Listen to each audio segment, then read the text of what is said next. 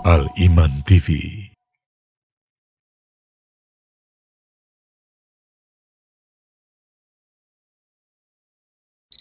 Yang pertama, tatoyur bil awqat aw bil azmina. Tatoyur dengan waktu. Di masyarakat Jawa itu, Surabaya, Gresik, Lamongan, Tuban, Bojonegoro, Mojokerto, Jombang, itu masih banyak keyakinan takut tertimpa sial kalau menikahkan anaknya di bulan Selo. Yang kedua, at-tatayyur bizaman, bil makan. Tatayyur bil makan. Takut sial, takut apes, takut tertimpa nasib buruk karena tempat tertentu. Nah, tidak boleh. Hati-hati kalau di pertigaan itu. Itu kalau lewat sana harus ngedim, ngerti ngedim? Lampunya itu. Atau kalau malam harus ngebel. Loh, kenapa? Itu hati-hati tempat itu. Nah, ini tidak boleh. Yang ketiga, at-tatayyur bil arqam. Ada orang itu bertatoyur dengan angka-angka. Antum tuh masuk ke apartemen-apartemen atau gedung-gedung yang pencakar langit di kota-kota besar yang bukan berbasis lembaga Islam, hotel miliknya orang non Muslim itu, ya, itu biasanya nggak ada di liftnya itu angka berapa? Angka 13 nggak ada. Nggak ada. 10, 11, 12, terus 14. Mana 11-nya nggak ada. Ya. Yang nomor 4, at-tatayyur bil hayawan. Tatayyur dengan hewan. Orang Indonesia tatayur dengan ghurab, dengan burung gagak. Betul apa enggak? Orang Indonesia itu kebanyakan, terutama orang Jawa ya, tatoyur dengan ghurab, burung gagak. Kalau ada burung gagak, kata mereka berarti apa? Ada orang yang mati. Jadi yang diomongkan Nabi ini jangan dianggap hadis yang nggak laku. Itu penting itu. Jangan pernah menganggap hadisnya Nabi ini tulisannya nggak laku. Sampai detik ini zaman modern masih ada. Jadi jangan anggap ini sekedar tulisan yang termaktub dalam kitab-kitab kuning. Enggak, nyata, masih ada. Innal hamdalillah nahmaduhu wa nasta'inuhu wa nastaghfiruh wa na'udzu billahi min syururi anfusina wa min sayyiati a'malina. Man yahdihillahu fala mudilla lah wa man yudlil fala hadiyalah. Wa asyhadu an la ilaha illallah wahdahu la syarika lah. Wa asyhadu anna Muhammadan abduhu wa rasuluh la nabiyya wa la rasula ba'dah. Allahumma salli wa sallim wa barik ala sayyidina Muhammadin wa ala alihi wa sahbihi wa man sara ala nahjihi ila yaumiddin, amma ba'd. Ikhwatal iman, talabatal ilm, rahimani wa rahimakumullah. Para jamaah Masjid Darul Hijrah, Sekolah Tinggi Agama Islam Ali bin Abi Thalib Surabaya, dan juga sebagian mahasiswa rahimani wa rahimakumullah. Nuwasil darsana kitab Al-Arba'in fi Huquq Rabbil Alamin. Kita lanjutkan dars kita, kajian kita, yaitu kitab Al-Arba'in fi Huquq Rabbil Alamin. 40 hadis tentang tauhid, tentang hak-hak Allah Rabb semesta alam. Dan dalam pertemuan kali ini kita akan membahas al-hadis al-khamisa asyara. Hadis yang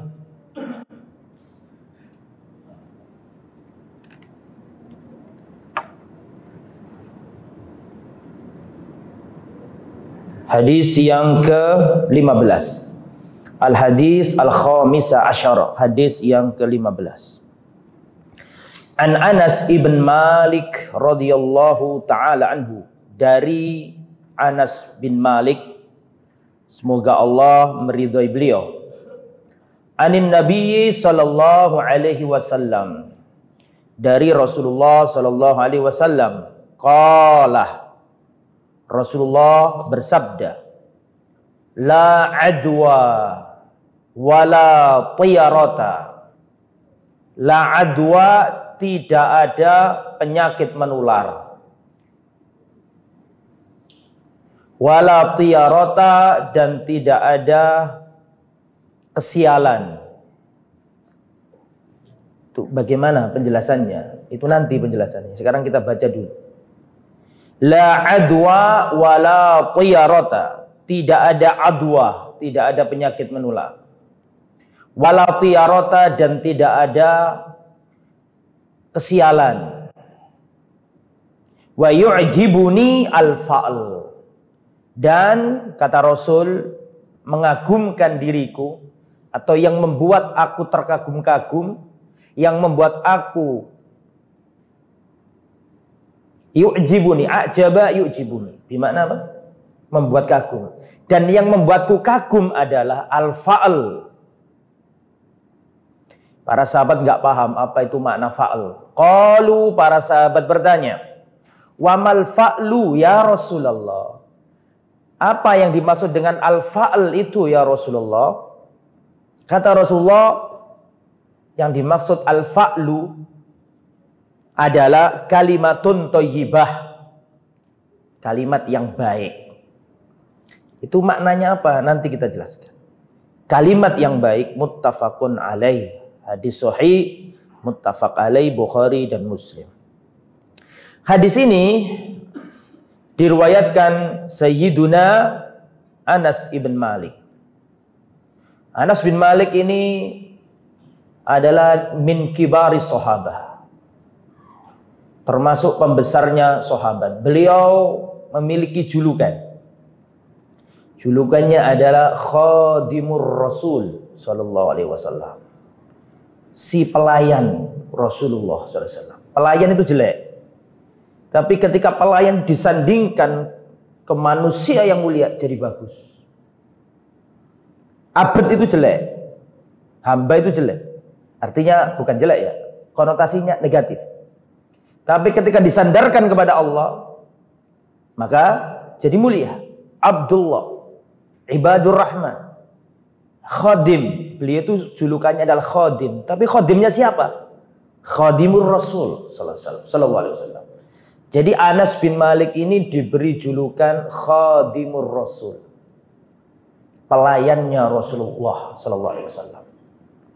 Ketika Rasulullah hijrah dari Mekah, hijrah ke Al-Madinah, itu ada seorang perempuan. Perempuan ini namanya Ummu Sulaim. Perempuan ini namanya siapa? Ummu Sulaim. Ummu Sulaim itulah ibunya Anas bin Malik. Ummu Sulaim ini janda karena suaminya nggak mau masuk Islam. Terjadi cerai, ditinggalkan. Karena Ummu Sulaim ini janda, terus Ummu Sulaim ini didatangi seorang hartawan Medina. Dulu namanya Yathrib, ya kan? Tapi laki-laki ini kafir, kaya raya. Namanya Abu Tolha. Namanya siapa? Abu Tolha. Dilamar. Tapi ditolak sama Ummu Sulaim. Karena dia kafir. Bagaimana dia menikahi laki kafir, sedangkan Ummu Sulaim qad aslamat, telah masuk Islam. Lah ini Abu Tolha nggak percaya. Ini masa nggak salah ini saya kok ditolak. Padahal perempuan-perempuan Yathrib pada waktu itu antri ingin dinikahi Abu Tolha. Ini nggak salah tak Ummu Sulaim. Jangan-jangan dia itu salah. Diulangi lagi. Dilamar untuk ke berapa kali? 2 kali. Tapi akhirnya dijelaskan sama Ummu Sulaim. Fima makna, Ummu Sulaim berkata, rajulun mithluka la yurad. Lelaki sepertimu itu nggak layak untuk ditolak. Hanya saja kami itu kafir, sedangkan aku ini muslimah. Oleh seandainya engkau masuk Islam, aku nggak butuh mahar. Cukuplah keislamanmu menjadi mahar untukku. Itu langsung Abu Tulha datang ke Rasulullah masuk Islam. Abu Tulha masuk Islam. Nah, saking senengnya orang-orang Ansor itu berusaha memberikan apa yang ia miliki untuk Rasulullah. Ummu Sulaim pada waktu itu nggak punya siapa-siapa, punyanya bocah kecil itu, namanya siapa tadi? Anas bin Malik. Berarti Anas bin Malik itu apanya Abu Thalha? Anak tiri, karena Anas bin Malik itu adalah anaknya Malik. Alaysa kadzalik? Sedangkan namanya Abu Thalha. Oke lah. Akhirnya datang Ummu Sulaim, ya Rasulullah, tolong biarkan anakku ini menjadi pelayanmu. Makanya antum coba cek kitab Syama'il Muhammadiyah, kitab Asy-Syama'il An-Nabawi atau Sama'ilun Nabi yang kita kajikan di Al-Iman TV. Syama'il Muhammadiyah itu kitabnya Imam Tirmidzi yang membahas tentang seluk-beluknya Rasul, semua dari A sampai Z. Bagaimana sifat jasadiannya Nabi sampai sifat khuluqiyahnya Nabi.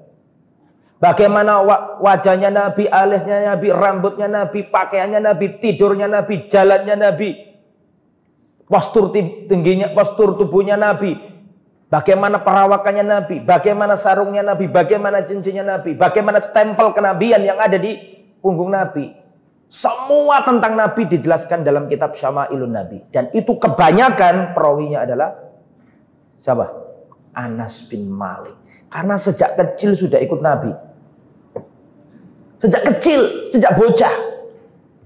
Dibawa ibunya, wahai Rasulullah tolong bawalah Anas untuk melayani dirimu. Jadi sejak kecil ini Anas itu melayani Nabi. Kata orang Surabaya, genah-genah no urusane Nabi. Nepak-nepak no. Rasulullah butuh air diambilkan Anas. Rasulullah safar bareng Anas. Rasulullah mungkin. Makanya Anas ini ngerti betul seluk-beluknya Rasulullah. Bahkan di antara manusia yang paling tahu tentang Rasulullah setelah istri-istrinya. Di antaranya adalah Anas bin Malik. Bahkan Anas bin Malik mengatakan, aku melayani Nabi sejak kecil. Tetapi tidak pernah Rasulullah mengomentari terhadap sesuatu yang aku lakukan. Kenapa kamu lakukan ini? Dan Rasulullah tidak pernah mengomentari atas apa yang aku tinggalkan. Kenapa kok kamu tinggalkan ini? Apa maksudnya? Artinya sangat disayang. Anas bin Malik oleh Rasul sangat disayang. Akhirnya umiknya datang. Ke siapa? Ke Rasulullah. Ya Rasulullah, la tansa Unaisan fi du'aika. Ya Rasulullah, jangan kau lupakan si Anas kecil. Unais kan bentuk apa? Tasghir. Jangan kau lupakan si Unais kecil ini dalam doamu ya Rasul. Didoakan Nabi. Allahumma aktsir malahu wa waladahu. Banyakkan hartanya dan banyakkan anak keturunannya. Maka dalam riwayat ini Anas bin Malik ini kaya raya dan anaknya banyak. Dalam riwayat sampai 100 anaknya. Yang jelas istrinya nggak satu itu. Ya kan? Nah, itu anak cucunya sampai 100. Ada yang mengatakan 9 sekian, ada yang mengatakan 100. Dan kaya raya. Dan Anas bin Malik adalah sahabat yang terakhir wafat. Ya, Anas bin Malik. Ini hadis ini diriwayatkan Anas bin Malik. An Anas ibni Malik radhiyallahu anhu, dari Anas bin Malik. Kena barokahnya melayani Rasulullah itu tadi. Didoakan Rasul, akhirnya jadi orang luar biasa. Termasuk ahli ilmunya sahabat. An Anas bin Malik, dari Anas bin Malik, beliau berkata, khadimur Rasul, Rasulullah bersabda, la adwa, tidak ada penyakit menular. Ini para ulama ini menjelaskan apa sih makna al-adwa. Al-adwa itu intiqalul marad minal marid ila sahih biwasitatin mah. Nah, yang dimaksud adwa adalah berpindahnya penyakit dari orang sakit pindah ke orang yang sehat dengan sebab tertentu atau dengan wasilah tertentu. Ini lafadz yang dipakai Rasul, la adwa, tidak ada adwa. Adwa itu apa? Intikal, berpindahnya penyakit dari orang sakit ke orang sehat. Artinya la adwa, tidak ada penyakit menular. Tetapi ada hadis yang lain yang seakan-akan menunjukkan ada sakit yang menular. Rasulullah mengatakan firra minal majdhumi firaraka minal asad. Larilah dirimu dari orang yang kena penyakit judam. Majdhum, judam apa sih? Penyakit kulit ya kan? Sopak apa belang gitu. Ada yang mengatakan lepra. Firra minal majdhumi firaraka minal asad. Larilah engkau dari orang yang kena penyakit judam seperti larinya engkau dari singa. Atau la yuridanna mumridun ala musih, jangan kau kumpulkan unta yang sakit dengan unta yang apa? Sehat. Nah ini para ulama menjelaskan bagaimana thariqatul jama', bagaimana mengkompromikan dua riwayat ini. Wallahu a'lam bishawab. Yang dikatakan Nabi la adwa, tidak ada penyakit menular itu, yang ditiadakan adalah keyakinan orang yang meyakini bahwa penyakit itu bisa menular secara zatnya sendiri tanpa takdirnya Allah. Itu yang diingkari Nabi. Ya, merasa bahwa ini murni ya karena penyakit ini benar-benar nular tanpa kehendak Allah. Itu yang diingkari Nabi. Paham maksudnya? Jangan sampai Anda meyakini bahwa penyakit ini secara zatnya yang menjadikan dirinya itu apa? Menular tanpa ada izin dan kehendak Allah. Itu yang diingkari oleh Nabi. Ya, meyakini bahwa penyakit ini menular dengan sendirinya itu diingkari sama Nabi. Artinya penyakit ini menular tetap dengan kehendak Allah. I'lam annama asobaka lam yakun liyukhti'aka. Wajib kau imani bahwa apa yang menimpamu tidak akan meleset dari dirimu. Ma asobaka lam yakun liyukhti'aka wa ma akhta'aka lam yakun liyusibaka, dan apa yang meleset dari dirimu enggak bakal menimpai. Jadi sebenarnya kembali kepada apa? Kehendak apa? Allah Subhanahu wa taala. Nah, jadi di sini kita harus menjelaskan sebab itu ada dua ya jamaah. Tetap disuruh mencari sebab kesembuhan. Dan dulu sudah saya terangkan itu di awal-awal hadis. Di awal-awal pertama kitab ini. Sebab itu ada dua. Buktinya tadi kan Rasulullah mengatakan firra, larilah kan itu kan. Berarti ada sebab yang harus ditempuh di situ. Sebab kesembuhan itu ada dua. Sebab kesembuhan itu ada dua. Antum tulis ya. Ya, yang dulu sudah pernah saya sampaikan. Sebab itu ada dua. Yang pertama, sababun syar'iyyun. Sebab syar'i. Sebab apa? Syar'i. Apa sih sebab syar'i? Sebab syar'i itu sebab yang keberadaannya itu ditunjukkan dalil. Itu sebab syar'i. Sebab yang keberadaannya itu ditunjukkan oleh dalil. Contoh, barang siapa ingin sembuh, dia ingin mencari sebab yang syar'i, sebab yang ditunjukkan dalil. Misalnya, sebelum mengkonsumsi sesuatu, dia membaca doa. Bismillahilladzi la yadurru ma'asmihi syai'un fil ardi wala fis sama. Atau sebelum keluar rumah, dia membaca doa apa? Bismillahi tawakkaltu 'ala Allah wala haula wala quwwata illa billah. Dikatakan kepadanya apa? Bukita. Kan gitu kan, kamu diberi petunjuk, dilindungi. Ya, watanahanu syaitan, dan syaitan akan menyingkir dari dirimu. Doa termasuk salah satu sebab syar'i. Atau sebab syar'i yang lain, karena saya ingin menjaga diri saya supaya nggak kena penyakit, saya minum zam-zam. Ini boleh. Kenapa kok boleh? Karena ini sebab syar'i. Kenapa dikatakan syar'i? Ada dalilnya. Ma'u zam-zam lima syuribalahu. Air zam-zam itu sesuai dengan niat peminumnya. Kalau ada orang, ya Allah, Allahumma shfini, Allahumma antas syafi, la shifaa illa shifauka, fa inna rasulaka qad qala fi hadisihi, ma'u zamzam lima syuriba lahu, fa ana sa'asrabu hadzal ma' fasfini ya rabbi. Ya juzu amla? Ya juz. Boleh. Kenapa boleh? Karena ada dalil. Ada orang sakit pengen sembuh, terus dia ingin mencari sebab kesembuhan. Maka dia minum habatus sauda, minum madu. Boleh. Kenapa boleh? Karena ini adalah sebab syar'i. Sebab yang ditunjukkan oleh apa? Dalil. Maka itu boleh. Yang kedua, sababun kauniyun. Atau dalam istilah ulama yang lain, sababun qadariyun.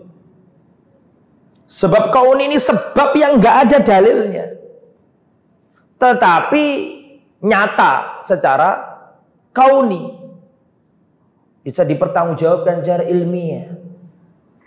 Antum lapar, kalau nggak pengen lapar, makan roti. Ente makan roti ini sebab supaya ente nggak lapar. Itu nggak butuh dalil, jelas, ya kan? Nah, contoh yang lain, sering saya buat perumpamaan. Kata orang Jawa dulu itu, kalau ada orang kena diare, mencret, murus perutnya. Kata orang Jawa zaman dulu, disuruh makan, atau disuruh, ya, ngunyah atau makan daun jambu. Ini gimana Ustadz? Ini ada orang pengen sembuh dari mencret, makan godong jambu atau daun jambu. Boleh nggak Ustadz? Yang jawab jangan Ustadz. Ustadz nggak paham. Yang jawab siapa? Dokter, ahlinya. Kalau menurut eksperimen, diteliti di laboratorium, ternyata terbukti bahwa daun jambu itu bisa mengurangi atau mengobati biidznillah penyakit diare secara nyata, ya, secara ilmu kedokteran bisa, silakan dipakai karena ini adalah sebab apa? Sebab apa tadi? Kauni, sebab yang tidak ada dalil tapi terbukti secara ilmiah. Maka ini pun dibolehkan. Ya, maka ini pun dibolehkan. Nah, jadi sebab itu termasuk dalam menanggulangi COVID. Itu sampean pun harus pakai dua sebab ini. Sebab yang pertama sebab syar'i. Minum zam-zam. Minum zam-zam itu bukan sebab syar'i saja, sebab kauni juga. Dikatakan syar'i karena terbukti secara ilmiah, dikatakan kauni dikatakan syar'i karena ditunjukkan oleh dalil, dikatakan kauni qadari karena itu terbukti secara apa? Ilmiah. Sebab syar'i, ya, amin, berdoa Allahumma inni as'aluka al-afwa wal afiyah. Rasulullah pernah ditanya Abbas pamannya, ya Rasulullah, alimni kalimatan atullah biha. Ya Rasulullah, tolong ajarkan kepadaku sebuah doa yang dengan doa itu aku berdoa kepada Tuhanku. Kata Rasulullah, ya Abbas, ya ammi, salillaha al-afiyah. Ucapkan as'alullaha al-afiyah. Terus tanya lagi, apa lagi? Kata Rasulullah, tidak ada doa yang paling utama yang Allah itu diminta dengannya melebihi doa afiyah. Itu antum amalkan itu.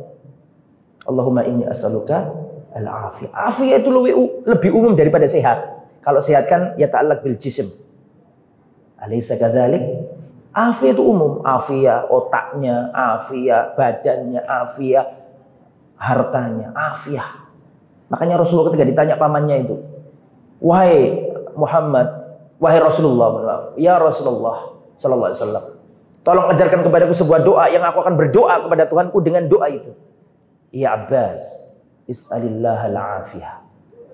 Mintalah kepada Allah al-afiyah. Terus tanya lagi apa lagi? Kata Rasulullah, tidak ada doa yang Allah itu paling senang dimintai dengannya melebihi apa tadi? Doa apa? Al-afiyah. Itu amalkan itu. Allahumma inni as'alukal afiyah. Allahumma inni as'alukal afiyah. Nah, itu cara menanggulangi COVID secara sebab apa tadi? Sebab syar'i. Adapun secara kauni, ya antum pakai masker. Tapi sekarang insya Allah sudah mulai itu ya. Sudah tidak begitu, dan insya Allah coronanya sudah zahaba wa zalah, insya Allah ya. Sudah zahab wa ghab. Nah, pergi insya Allah. Kembali ke materi. Jadi yang diingkari Nabi itu adalah keyakinan orang jahiliyah pada waktu itu, yang meyakini bahwa penyakit itu bisa menular dengan apa? Sendirinya, tanpa campur tangan Allah. Itu yang diingkari Rasul. Karena ada dua hadis. Ada hadis yang mengatakan tidak ada penyakit menular. Tapi di sisi lain Rasulullah ngasih hadis yang lain, firra minal majdumi firaraka minal asad. Jauhilah orang yang kena penyakit judam seperti larinya kamu dari penyakit dari apa? Singa. Nah, dari yang dikumpulkan para ulama, oh berarti yang diingkari Nabi la annafiyahuna, ini la adwa, la nafiyah di sini adalah menafikan keyakinan batil orang jahiliyah yang meyakini bahwa penyakit itu bisa menular dengan sendiri. Itu yang diingkari. Nah, kemudian makanya kita untuk menanggulangi penyakit itu harus tawakal. Nah, apa sih makna tawakal itu? Antum tulis ya, ini rukun tawakal itu ada dua. Tawakal tidak dikatakan tawakal kalau nggak ada dua hal ini. Ma makna tawakkul? Tawakal adalah al-i'timadu 'ala Allahi i'timadan jaziman. Itu adalah rukun yang pertama. Jadi dari definisinya diambil rukun. Al-i'timadu 'ala Allahi i'timadan jaziman. Bersandar hanya kepada Allah dengan i'timad, sandaran yang teguh dan pasti. Itu syarat yang pertama. Tapi nggak cukup. Harus ada rukun tawakal yang kedua. Waktu ganas-ganasnya corona awal-awal tuh, terus aja orang gak pakai masker, bahkan dia pilek, jebres-jebres tetap ke masjid gak pakai masker. Ketika diingatkan orang, sampean ojo nang masjid, iki lho sampean iki sik awak sampe jenengan kan greges badannya, terus jenengan juga nggak pakai masker. Oh enggak, kita ini tawakal sama Allah. Dia ngomong gitu, tawakal kita ini nggak boleh takut sama corona, takut hanya kepada Allah Subhanahu Wa Taala. Iku duduk tawakal, Mas. Itu bukan tawakal. Tawakal itu pahami dengan makna yang sesungguhnya. Tawakal itu maknanya adalah dari definisinya diambil dua apa tadi? Rukun. Al-i'timadu 'ala Allahi i'timadan jaziman. Bersandar hanya kepada Allah dengan sandaran yang teguh, yang pasti. Ada kelanjutannya. Wa ahdus sabab al-ma'dun fihi. Wa ahdu al-asbab al-ma'dun fiha. Dan mencari sebab yang dibolehkan. Sering kan kita dengar orang ngomong ini, ya kita harus ikhtiar dulu, setelah ikhtiar baru tawakal. Sebenarnya makna tawakal sudah di dalamnya ada kata ikhtiar. Paham saya? Sering kan kita jomong, sampai itu harus berusaha yang sungguh-sungguh, setelah itu tawakal kepada Allah. Padahal makna dari tawakal sendiri itu sebenarnya usaha sudah apa? Sudah masuk. Al-i'timadu 'ala Allah i'timadan jaziman. Terus ma'ahdil asbab al-ma'dun fiha. Dengan mencari sebab yang dibolehkan. Dan sebab yang dibolehkan ada dua. Tadi itu. Sebab syar'iyun dan sebab apa tadi? Qadariyun. Nah itu sudah saya jelaskan dulu. Kembali ke materi, kembali ke hadis yang bawa kitab dilihat. Wala tiyarata. Dan tidak ada tiaroh. Tiaroh itu kesialan. Kenapa kok disebut tiaroh dari kata toir? Karena dulu orang Arab jahiliyah itu tatoyurnya atau takut sialnya dengan burung. Lalu ada burung apa gitu jalan ke kiri, nggak berani berangkat. Kalau burungnya ke kanan, berangkat. Nah, tatoyur ini, kalau bahasa Jawanya itu takut ketiban apes, takut tertimpa nasib sial, nasib buruk. Itu yang diingkari oleh Nabi. La tiarota, tidak ada kesialan. Karena orang Arab jahiliyah itu mempunyai khurafat. Kalau ada ini, tanda itu nanti akan datang kesialan, keburukan. Lah itu diberantas Nabi. Maka Nabi mengatakan la tiarota, tidak boleh ada prasangka takut sial, takut ketiban apes, tidak boleh. Lah tiaro atau at-tatoyur itu macamnya banyak. Dan dilarang oleh Nabi, at-tiyaratu syirkun, at-tiyaratu syirkun, at-tiyaratu syirkun. Tiaro itu syirik, tiaro itu syirik, tiaro itu syirik. Takut tertimpa apes, takut tertimpa nasib sial, nasib buruk, itu bagian dari kesyirikan. Nggak boleh. Lah tatoyur itu macamnya banyak. Yang pertama, uktubu.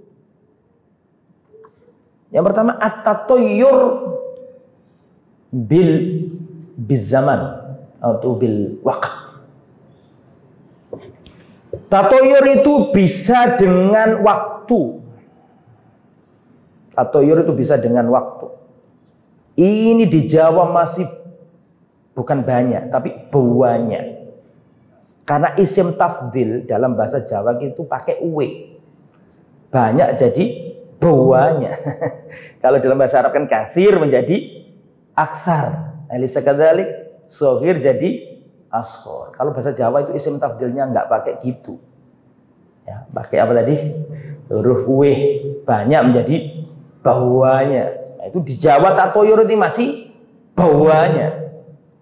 Yang pertama tatoyur bil awqat aw bil azmina. Tatoyur dengan waktu.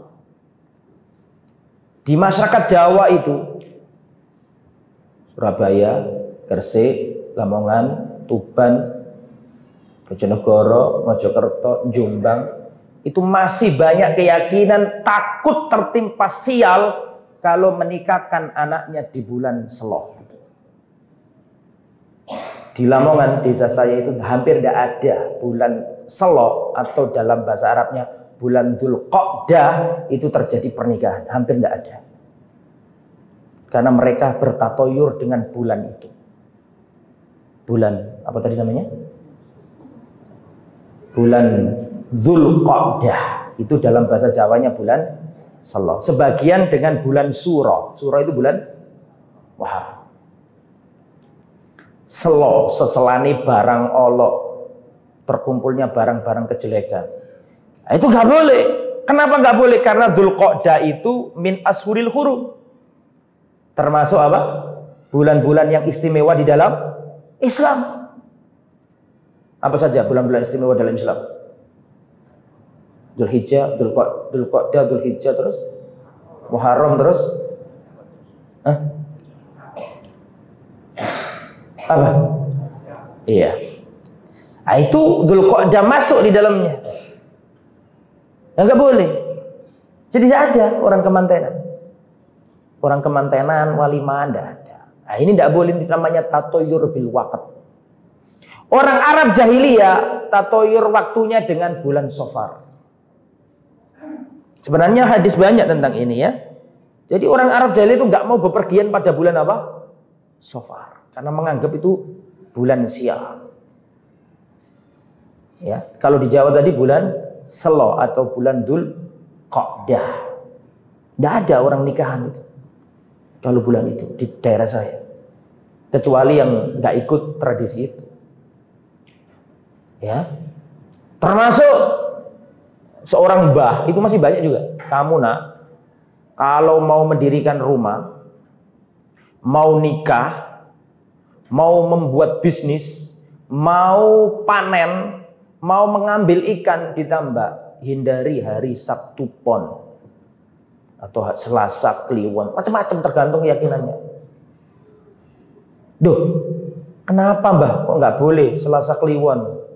Ngedekno oma nggak boleh, bangun oma nggak boleh, bangun bisnis nggak boleh, safar nggak boleh, kemudian merek ikan nggak boleh, kemudian apa tadi? panen tidak boleh pada Selasa Kliwon. Kenapa Mbah? Kata mbahnya ngomong, karena itu adalah hari ngeblaknya mbahmu, matinya mbah. Ditandai sama orang Jawa nggak boleh. Nah itu nggak boleh diyakini. Ya, itu namanya tatoyur dengan apa tadi? Al-waqt. Yang kedua,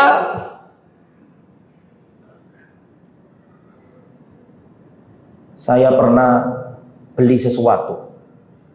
Ini dengan uang yang angkanya sangat banyak. Bukan barang kecil. Sudah deal, sudah mau ke notaris, ke seseorang itu sama yang menjual. Detail pun nggak jadi. Ya kenapa? Mas kok nggak jadi mas? Iya Ustadz, mohon maaf Ustadz, saya dilarang mertua saya. Karena sekarang istri saya lagi hamil. Keyakinan desa sini orang hamil itu nggak boleh jualan sesuatu. Nah ini, jadi yang diomongkan Nabi ini jangan dianggap hadis yang nggak laku. Itu penting itu. Jangan pernah menganggap hadisnya Nabi ini tulisannya nggak laku. Sampai detik ini zaman modern masih ada. Jadi jangan anggap ini sekedar tulisan yang termaktub dalam kitab-kitab kuning. Enggak, nyata masih ada. Itu tatoyur dengan waktu. Yang kedua, at-tatoyur bizaman, bil makan. Tatoyur bil makan. Takut sial, takut apes, takut tertimpa nasib buruk karena tempat tertentu. Nah, tidak boleh. Hati-hati kalau di pertigaan itu. Itu kalau lewat sana harus ngedim, ngerti ngedim? Lampunya itu. Atau kalau malam harus ngebel. Loh kenapa? Itu hati-hati tempat itu. Nah, tidak boleh. Meyakini tempat itu yang kalau di kota hampir jarang ya. Kalau di desa masih ada. Hati-hati kamu jangan ke tempat itu. Apa? Jelmo moro, jelmo mati. Tahu jelmo moro, jelmo mati? Luar Jawa nggak paham. Oh yang Jawa nggak paham ya kan? Jelmo moro, jelmo mati. Siapa orang kampung yang deket-deket tempat itu pasti akan mati. Jadi ada di kampung-kampung untuk menganggap ada tempat tertentu yang nggak boleh diapakan? Nggak boleh dijamah. Itu namanya tatoyur apa tadi namanya? Bil makan, dengan tempat. Tidak boleh. Bahkan ada keyakinan di daerah saya, desa ini nggak boleh nikah sama desa ini. Kalau desa ini sampai nikah sama desa ini, anaknya mati, mandul gak tuh anak, atau perceraian, atau sakit-sakitan, macam-macam. Diyakini. Atau kalau mau beli rumah yang tusuk sate nggak mau. Tahu rumah yang tusuk sate? Nah itu nggak mau. Itu kalau nggak kuat orangnya bisa dedel duel kata orang Jawa. Kebanyakan contohnya Jawa, karena Jawa paling wakil tatoyuri terus terang aja. Nah ini apa namanya nggak boleh. Itu tatoyur dengan apa tadi? Al-makan. Yang ketiga at-tatoyur bil arqam. Ada orang itu bertatoyur dengan angka-angka.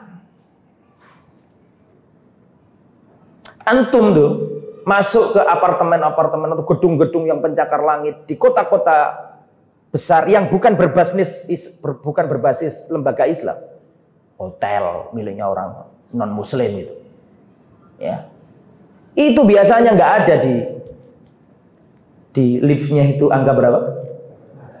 Angka 13 nggak ada. Nggak ada. 10, 11, 12, terus 14. Mana 11-nya nggak ada. Karena mereka punya keyakinan khusus. Angka itu angka macam-macam, pembawa sial. Enggak lah ya justru ada pun. Ya. Yang nomor 4, at-tatoyur bil hayawan. Tatoyur dengan hewan. Orang Indonesia tatayur dengan ghurab, dengan burung gagak. Betul apa enggak? Orang Indonesia itu kebanyakan, terutama orang Jawa ya, tatoyur dengan ghurab, burung gagak. Kalau ada burung gagak, kata mereka berarti apa? Ada orang yang mati. Ada burung gagak mencelok di rumahnya, nah ini pertanda siapa yang mati nanti. Itu tatoyur. Orang Jawa bermimpi giginya yang atas hilang satu, kayak dapat wahyu dari langit. Itu anggota keluarganya akan ada yang mati.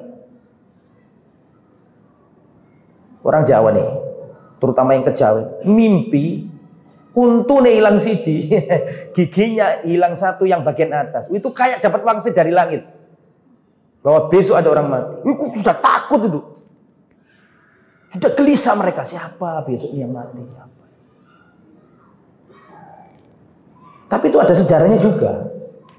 Ada seorang tanya ke, saya lupa Ibnu Abbas apa Atok itu, atau Ibnu Sirin. Ya, dalam riwayat ya.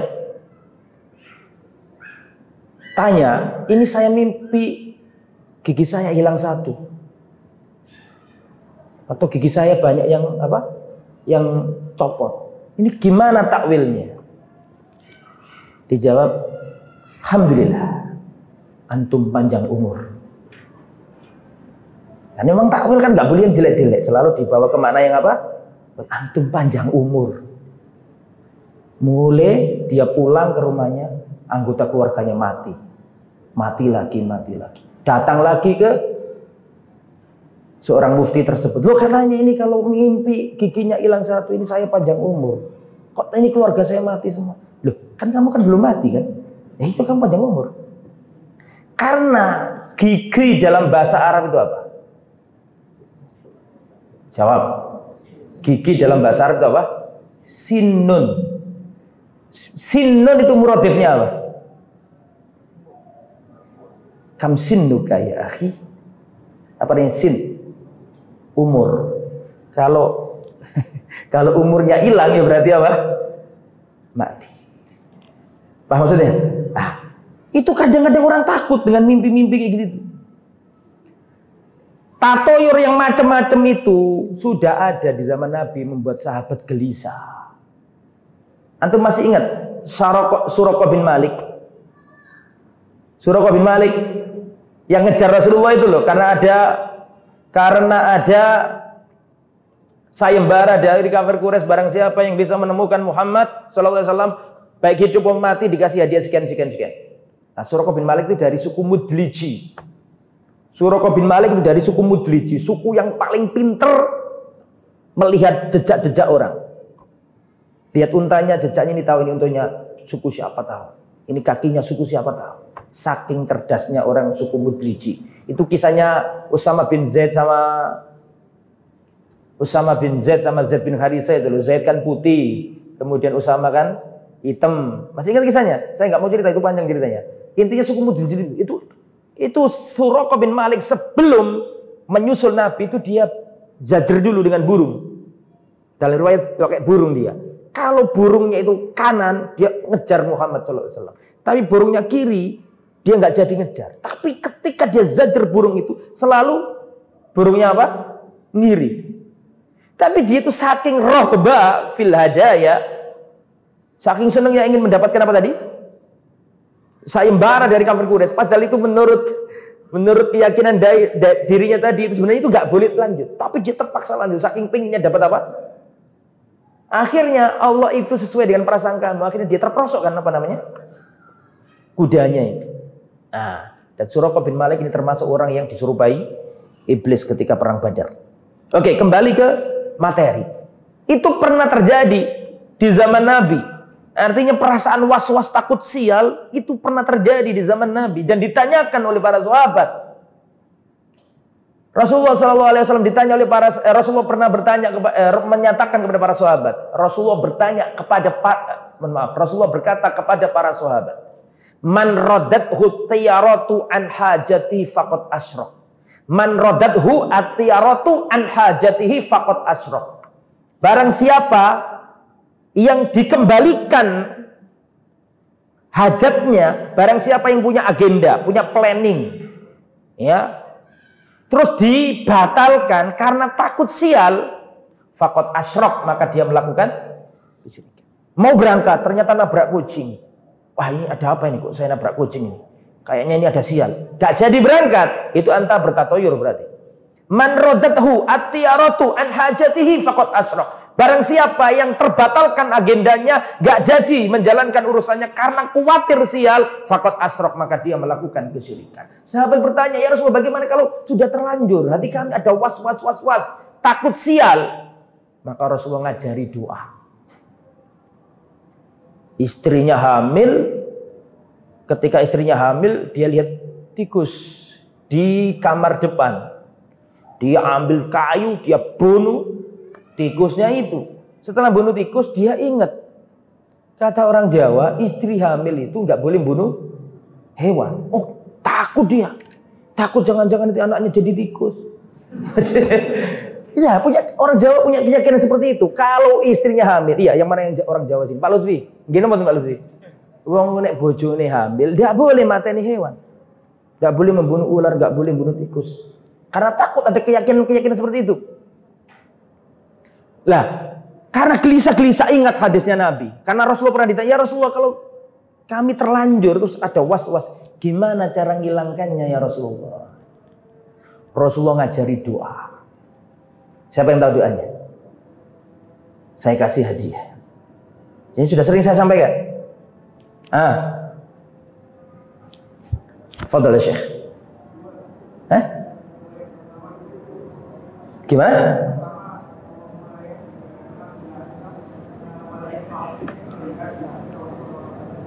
Terus yang kedua,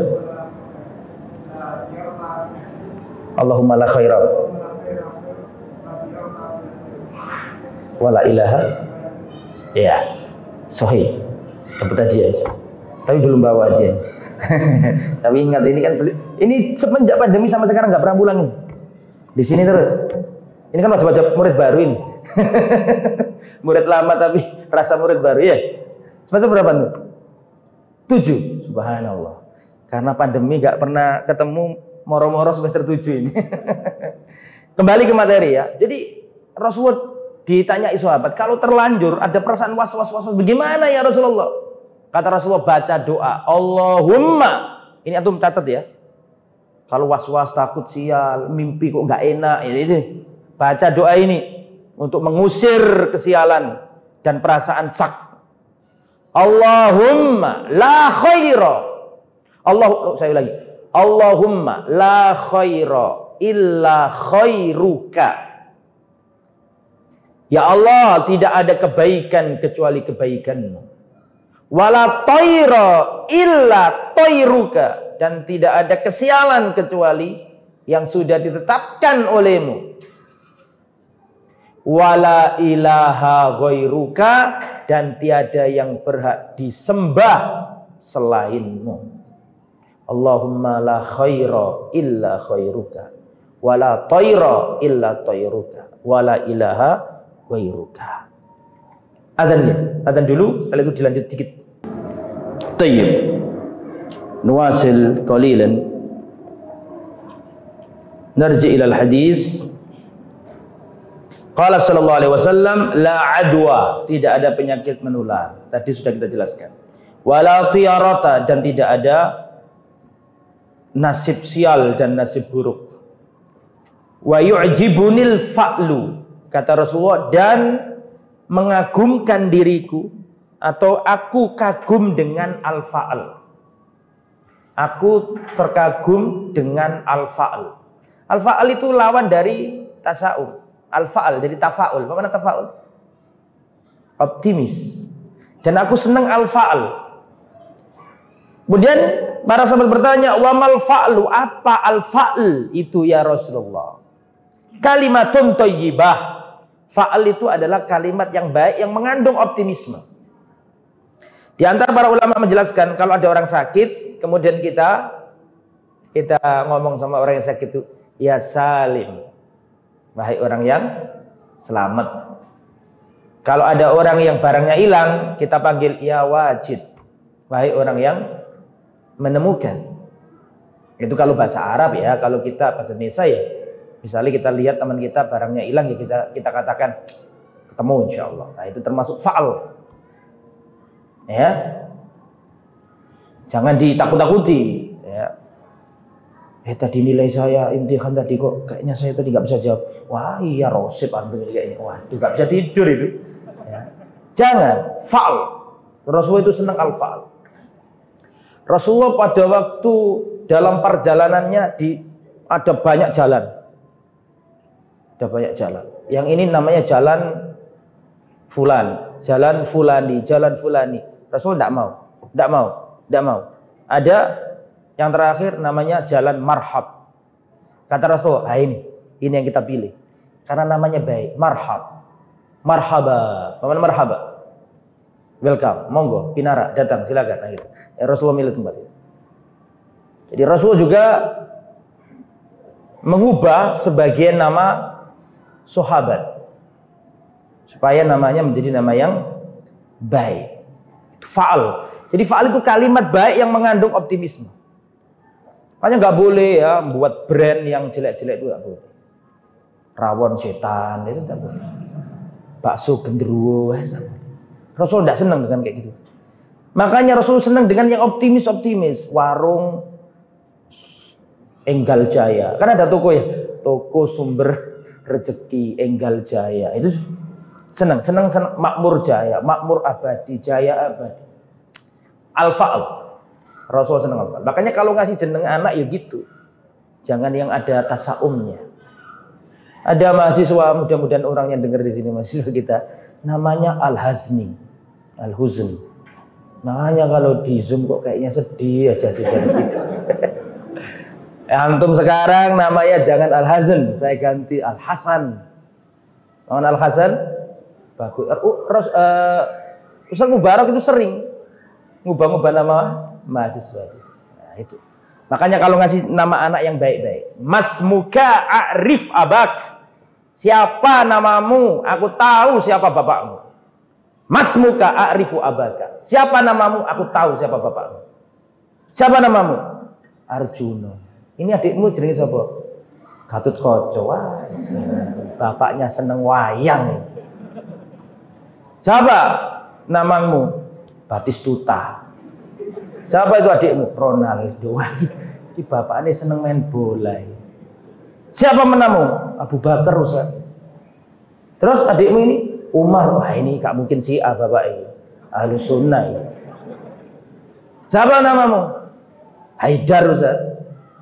Ini adikmu Bakir Ustaz. Siapa ini nama ini? Kazim Ustaz. Ini orang Syiah. Paham Ustaz? Mas Muka A'rifu Abaka. Siapa namamu? Aku tahu siapa bapak. Karena anak itu melambangkan apa? Orang tuanya. Itu ya. Jadi Rasulullah senang fa'al. Kalau ada orang sakit, ya salim, wahai orang yang sembuh, yang selamat. Kalau ada orang barangnya hilang, kita katakan ya wajid, wahai orang yang mana wajid? Isim fa'il min wajada yajidu. Ini alladzi yajidu mata'ahu au dhalatahu. Hakada naktafi bihadzal qadar. Jazakumullah khairan katsiran ala husni istima'ikum wa ihtimamikum. Insyaallah sanwasil darsana fil liqa al-akhar insyaallah. Jazakumullah khair. Subhanakallahumma bihamdika asyhadu an la ilaha illa anta astaghfiruka wa atubu ilaik. Wassalamualaikum warahmatullahi wabarakatuh. Dukung channel kami dengan like, subscribe, dan aktifkan notifikasi agar kamu tidak ketinggalan video-video menarik lainnya.